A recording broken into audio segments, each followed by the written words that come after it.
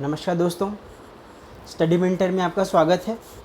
दोस्तों, आज हम जा रहे हैं बात करने कक्षा 9वीं के पाठ 3 को अपवाह तंत्र को जा रहे हैं पढ़ने। दोस्तों, इस पाठ को हम 2 खंडों में बांट करके पढ़ेंगे आपकी सुविधा के अनुसार। तो चलिए दोस्तों शुरू करते हैं। आज हम जा रहे हैं अपवाह तंत्र के बारे में जानने। मैं उम्मीद करता हूँ कि आपको अपवाह तंत्र के बारे में थोड़ी बहुत जानकारी पहले से ही होगी।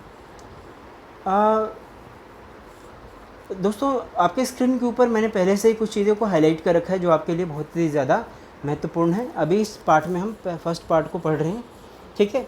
तो ताकि आपकी को आसानी से चीज़ों को आप समझ सकें, ठीक है। इसको मैंने येलो कलर से आपके स्क्रीन के ऊपर हाईलाइट कर रखा है। तो सबसे पहले दोस्तों ये जान लेते हैं कि अपवाह तंत्र क्या होता है। देखिए, नदी के बहाव को अपवाह तंत्र बोलते हैं, ठीक है। मैं थोड़ा सा आपको और पढ़ के समझाता हूँ, आपको समझने में आसानी रहेगी। अपवाह तंत्र एक क्षेत्र में नदी तंत्र की व्याख्या करता है। अब आगे चलते हैं, ठीक है। एक नदी तंत्र द्वारा जिस क्षेत्र का जल प्रवाहित होता है उसे अपवाह द्रोणी कहते हैं। दोस्तों, जल के बहाव को, किसी क्षेत्र के पानी के बहाव को, जल के बहाव को, नदी के बहाव को अपवाह तंत्र कहते हैं। नंबर 1। नंबर 2 कि एक और शब्द से बोलते हैं नदी द्रोणी, या फिर इसे रिवर बेसिन के नाम से जानते हैं कि रिवर बेसिन क्या होता है। खासकर रिवर बेसिन जो है बहुत ज़्यादा प्रचलित शब्द है, तो हम रिवर बेसिन के बारे में जानते हैं। रिवर बेसिन क्या है कि देखिए,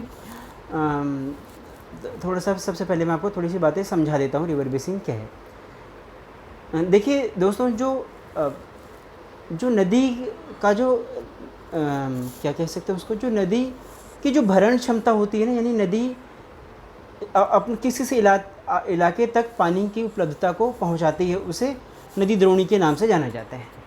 अब आप इस स्क्रीन के ऊपर आप इसको देखिए और इसको समझने की कोशिश कीजिए कि नदी द्रोणी या फिर रिवर बेसिन क्या है।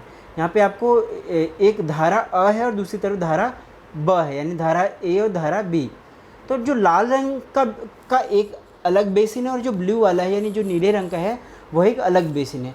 इसके कहने का अर्थ ये है कि जो नदी है वह आसपास के किन किन इलाकों में अपनी उपलब्धता को, जल उपलब्धता को पहुंचा पा रही है, ठीक है।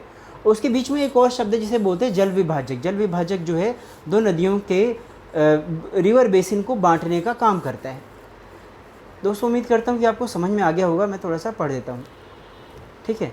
अच्छा, अब हम जा रहे हैं भारतीय अपवाह तंत्र के बारे में पढ़ने कि भारतीय अपवाह तंत्र क्या है। तो देखिए दोस्तों, भारतीय अपवाह तंत्र को 2 भागों में बांटा गया है, हिमालय की नदियाँ एवं प्रायद्वीपीय नदियाँ। इसको एक और भाषा में बोलते हैं उत्तर भारत की नदियाँ एवं दक्षिण भारत की नदियाँ। उम्मीद करता हूँ आपको उत्तर भारत की नदियाँ और दक्षिण भारत की नदियों में भी थोड़ी बहुत जानकारी होगी, आपने पिछली कक्षा में पढ़ा होगा।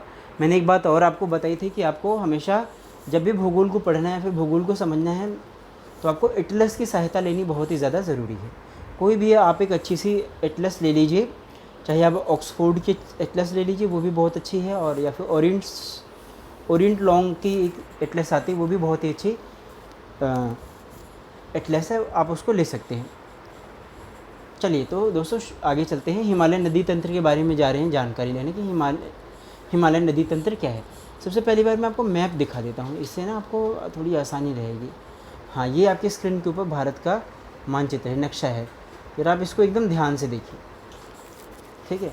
आपको हिमालय नदी तंत्र, मतलब कि नदी तंत्र के बारे में आपको एक अच्छी जानकारी मिलेगी। फ्रेंड्स, एक बात मैं आपको और बताऊं कि नदी मानचित्र को खोलना है, यानी एटलस को खोलना है, और आपको नदी तंत्र को लेकर के बार बार प्रैक्टिस करनी है। नदी क्या है, नदी सहायक नदी क्या होती है, रिवर बेसिन क्या चीज़ है, यानी नदी द्रोणी क्या चीज़ है, जल विभाजक क्या चीज़ है, इसको लेकर के आपको अच्छे से पढ़ना होगा और प्रैक्टिस भी करनी होगी कि किस नदी की कौन सी सहायक नदी है, उसकी क्या विशेषता है, सबसे बड़ा नदी तंत्र कौन सा है, सबसे छोटा नदी तंत्र कौन सा है, इसके बारे में आपको डिटेल जानकारी लेनी होगी। तो मुझे लगता है कि आपको ये स्क्रीन के ऊपर ये नदी तंत्र दिखाई दे रहा होगा। मैं 1-2 नाम पढ़ के सुना देता हूँ ताकि आपको आसानी रहे। एक सबसे ऊपर है सिंधु नदी, ठीक है। उसके नीचे गंगा नदी, ठीक। यहाँ पे है ब्रह्मपुत्र नदी। तो ये जो 3 नदियाँ हैं ये उत्तर भारत की नदियाँ हैं, फिर हिमालय की नदियाँ हैं। अब नीचे चलते हैं थोड़ा सा, ठीक है। यहाँ पे एक है, इसे बोलते हैं नर्मदा नदी, फिर है तापी नदी, गोदावरी नदी, कृष्णा नदी, ठीक है। अब इधर चलिए ज़रा, ये कुछ मुख्य नदियाँ हैं। इधर आ जाइए आप, कहाँ पे, पूरब में। यहाँ पे है महानदी, ठीक है।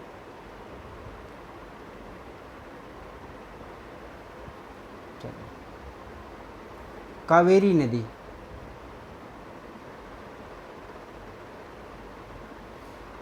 तो ये कुछ कुछ ये मुख्य नदियाँ हम इसके बारे में आगे हम जानकारी लेते हैं। चलिए ऊपर चलते हैं दोबारा से, ठीक है। हाँ, हम आगे यहाँ नदी द्रोणी को पढ़े थे।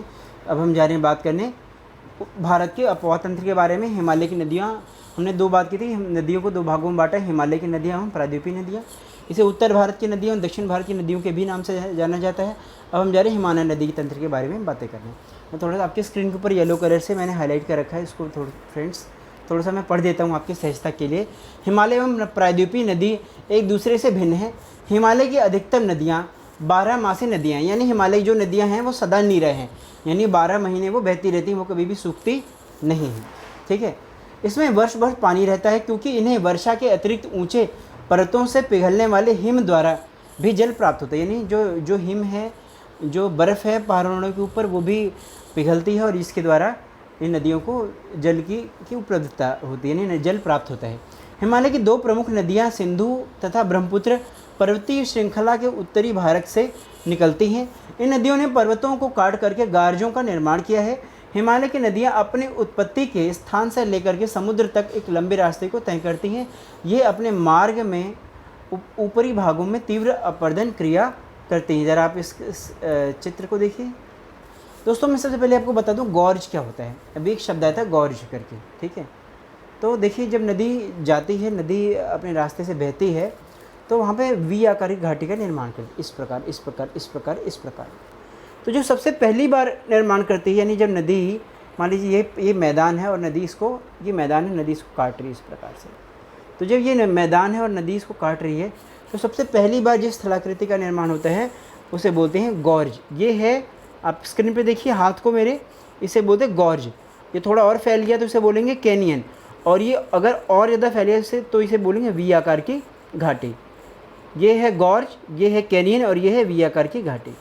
चलिए, उम्मीद करता हूँ आपको ये बातें जो है समझ में आ गई होगी। आगे चलते हैं फ्रेंड्स। हाँ, ये तो हमने सारा पढ़ ही दिया। चलिए आगे चलें। अच्छा, जब नदियाँ अपना रास्ता तय करती हैं, एक सेकेंड फ्रेंड्स, हाँ, तो मैं कह रहा था जब नदियाँ अपना रास्ता तय करती हैं तो कुछ स्थलाकृतियों का निर्माण करती हैं। आप ज़रा ये स्क्रीन के ऊपर ध्यान से देखिए इसको, हाँ, ये ठीक है। नदी स्रोत सबसे ऊपर से नदी बह करके आ रही है, यहाँ देखिए आप, ठीक है। फिर ऊपरी भाग है, फिर मध्य भाग है, फिर निचला भाग है।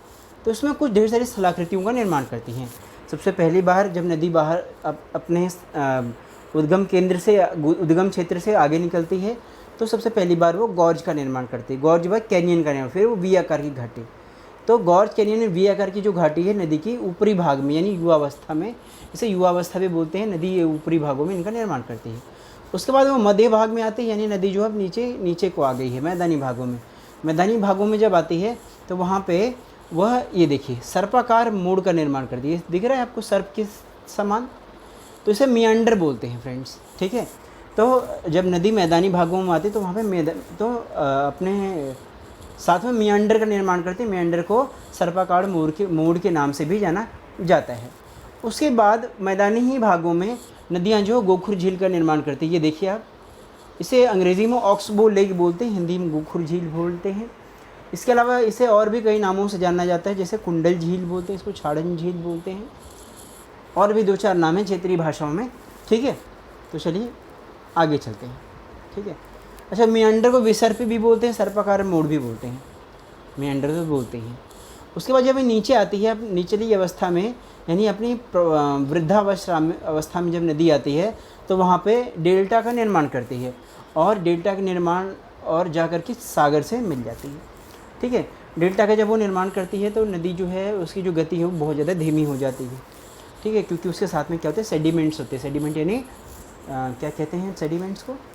सेडिमेंट को बोलते हैं अवसाद। तो चलिए आगे चलते हैं। तो अब हम जा रहे हैं सबसे पहली बार सिंधु नदी तंत्र के बारे में जानकारी लेने। आपकी स्क्रीन को भी दिखाई दे रहा होगा, मैंने इसे अच्छा, ये जो बातें मैंने सारी बातें बता दी हैं, या मैंने यहाँ पर अंडरलाइन भी कर रखा है, आप इसको स्क्रीन के ऊपर देख सकते हैं। चलिए आगे चलते हैं। अब हम जा रहे हैं सिंधु नदी तंत्र के बारे में पढ़ने कि सिंधु नदी तंत्र क्या है। मैं थोड़ा सा इसके बारे में पढ़ देता हूँ। सिंधु नदी तंत्र का जो उद्गम है वो मानसरोवर झील से निकलकर तिब्बत, मानसरोवर झील से के निकट तिब्बत से है, ठीक है। और बाद में ये मानसरोवर से फ्रेंड्स जो सिंधु नदी है धीरे धीरे वो पाकिस्तान को चली जाती है। इससे कुछ सहायक नदियाँ हैं, उसके बारे में हम थोड़ा सा पढ़ लेते हैं। जास्कर है, नुब्रा है, श्योक है, हुज़ै है, इस प्रकार की नदियाँ जो हैं बाद में जाकर के सिंधु नदी से मिल जाती हैं। ये उसकी सहायक नदियाँ हैं। इसके अलावा आगे चलते हैं, सतलज, व्यास, अच्छा जो जास्कर है, नुब्रा है, श्योक है, ये नदियाँ जा कर के क्या करती हैं, सिंधु नदी में मिलती हैं। यानी इसके बाद ये हाँ सिंधु नदी मिलती है। उसके बाद आगे जा कर के सतलुज है, व्यास है, रावी है और चेनाब भी पाकिस्तान में, ये भारत से निकलती है, पाकिस्तान में जा कर के ये मिल जाती है, ठीक है। आगे चलते हैं दोस्तों, और इसकी जो कुल लंबाई है मैं वो बता दें 2900 किलोमीटर है, ठीक है। ये सिंधु नदी विश्व की सबसे लंबी नदियों में से एक है। आगे चलते हैं, इसके बारे में बाकी जो चीज़ें हैं वो आप आराम से पढ़ लेना। और ये कहाँ गिरती है, अरब सागर में गिरती है। ये बहुत ही ज़्यादा महत्वपूर्ण नदी है दोस्तों। ये भारत से निकलती है और जाकर ये कहाँ मिलती है, पाकिस्तान में गिरती है, पाकिस्तान में जाती है, पाकिस्तान से अरब महासागर में जाकर गिरती है। आपको एक बात और बताऊं कि दुनिया में सबसे प्राचीन सभ्यताओं में से एक रही है सिंधु घाटी सभ्यता, जो इसी नदियों के तटों के ऊपर पली बढ़ी थी। आगे चलते हैं, अब हम जा रहे हैं दोस्तों गंगा नदी तंत्र के बारे में बातें करने। गंगा नदी तंत्र को भारत की लाइफ लाइन भी बोला जाता है, उत्तर भारत की लाइफ लाइन भी है, ठीक है। तो मैं थोड़ा सा इसके बारे में पढ़ देता हूँ, ठीक है। गंगा के मुख्य धारा जो भागीरथी गंगोत्री हिमालय से निकलती है तथा अलकनंदा उत्तराखंड के देवप्रयाग में इससे मिलती है। हरिद्वार के पास गंगा पर्वतीय भाग को छोड़ करके मैदानी भागों में प्रवेश करती है। मैं एक बार फिर से बता देता हूँ, जो गंगा है वो गोमुख से निकलती है और हरिद्वार के पर्वतीय भागों को छोड़ने के बाद नीचे जाकर के मैदानों में वो प्रवेश करती है, जिसे गिरिपथ भी बोलते हैं। इसकी ढेर सारी सहायक नदियां हैं, उसके बारे में थोड़ा सा पढ़ देता हूँ। आपके स्क्रीन पर दिखाई दे रहा होगा, ये यमुना है, घाघरा है, गंडक है और कोसी है। यमुना नदी हिमालय की जो यमुना नदी है, अच्छा ये बात मैं आपको और बताऊँ, ये जो यमुना नदी है वो गंगा की सबसे बड़ी सहायक नदी है। सबसे बड़ी सहायक नदी को याजू के नाम से भी जाना जाता है, ठीक है। गंगा की जो किसी भी नदी जो सबसे बड़ी नदी है, उसकी जो सहायक सबसे बड़ी नदी होती है उसे याजू नदी बोलती है, ठीक है। ये गंगा की उपनदी है, सबसे बड़ी उपनदी है। आगे चलते हैं, मैं थोड़ा सा और पढ़ देता हूँ। यमुना नदी हिमालय की यमुनोत्री से निकलती है, ठीक है। ये गंगा के दाहिने किनारे के समांतर बहती तथा इलाहाबाद में गंगा में मिल जाती है। घाघरा, गंडक और कोसी नेपाल हिमालय। आगे चलते हैं, तो हमने देख ही लिया था, से जाती है। अच्छा आगे चलते हैं, अंतिम चरण में गंगा और ब्रह्मपुत्र समुद्र में विलीन होने से पहले मेघना के नाम से जानी जाती गंगा एवं ब्रह्मपुत्र के जल वाली यह वृहद नदी बंगाली खाड़ी में मिल जाती है। इस नदियों के द्वारा बनाए गए डेल्टा को सुंदरबन डेल्टा के नाम से जाना जाता है। फ्रेंड्स एक बार आप इसको पूरा देख लेना अच्छे से, इसके सारे पूरे प्रवाह तंत्र को देख लेना। ये एक हिमालय से निकलती है और जाकर के बंगाली खाड़ी में गिरती है। साथ में वहाँ पे जिस डेल्टा का निर्माण करती है उसे सुंदरबन डेल्टा बोलते हैं। इसका नाम सुंदरबन डेल्टा क्यों पड़ा है, क्योंकि इस डेल्टा में सुंदरी नाम के एक वन की प्रधानता है, इसलिए इसे सुंदरबन का डेल्टा कहा जाता है। सुंदरबन का जो डेल्टा है दुनिया का सबसे बड़ा डेल्टा है। अब आगे चलते हैं। हाँ, ये जो ढेर सारी चीज़ें मैंने बता दी है। अच्छा, इसकी जो कुल लंबाई है वो 2500 किलोमीटर है। आगे चलते हैं फ्रेंड्स, ब्रह्मपुत्र नदी तंत्र के बारे में पढ़ने के। ब्रह्मपुत्र नदी तंत्र क्या है, मैं इसके बारे में थोड़ा सा पढ़ देता हूँ। ब्रह्मपुत्र नदी तंत्र तिब्बत की मानसरोवर झील के पूर्व तथा दक्षिण एवं सतलुज के स्रोतों से काफ़ी नज़दीक से निकलती है, ठीक है। आगे चलते हैं, इसकी जो कुल लंबाई है वो भी है यहाँ पे स्क्रीन को दिखा रहा है, 7757 मीटर है। अच्छा, अंग्रेज़ी में ये यू आकार का मोड़ लेती है, यानी जब ये चीन से भारत में प्रवेश करती है तो यू आकार का शेप लेती है, इस प्रकार से ऐसे ऐसे ऐसे और ऐसे आकर के भारत में मिलती है। तो अंग्रेज़ी के यू आकार अक्षर जैसा मोड़ बना करके भारत के अरुणाचल प्रदेश के गौर्ज में प्रवेश करती है। यहाँ इसे दिहांग के नाम से जाना जाता है तथा दिबांग लोहित केनुला तथा दूसरी सहायक नदियाँ इसे आकर के मिल जाती हैं और असम में ब्रह्मपुत्र का निर्माण करती है, यानी असम में से ब्रह्मपुत्र के नाम से जाना जाता है। एक बात मैं आपको और बताऊं, ब्रह्मपुत्र को तिब्बत में सांगपो के नाम से जाना जाता है एवं बांग्लादेश में जमुना के नाम से जाना जाता है। ये आपको याद रखना है फ्रेंड्स, ठीक है, ये कई बार एग्ज़ाम में पूछ लेता है।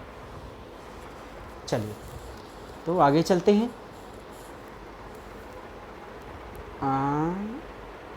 दोस्तों इसमें जो भी बातें हैं वो हमने बता दी, ठीक है। ये इस चैप्टर का ये वाला जो पार्ट होता है वो यहीं पे कंप्लीट होता है। दोस्तों अगर आपको वीडियो अच्छा लगा तो इसको लाइक सब्सक्राइब शेयर करना ना भूलें। इसके नेक्स्ट पार्ट में यानी अगले भाग में हम प्रायद्वीपीय नदियों के बारे में पढ़ेंगे। दोस्तों मैं उम्मीद करता हूँ आपको ये चैप्टर बहुत ही अच्छा लगा होगा और आप इन नदियों को एटलस में ज़रूर ढूंढेंगे, इनके उद्गम स्थल को ढूंढेंगे, ये कहाँ पर जाकर के मिलती हैं या फिर गिरती हैं उनको पढ़ेंगे और इसके सहायक नदियों के बारे में भी आप जानकारी पहले से रखेंगे। तब तक के लिए धन्यवाद।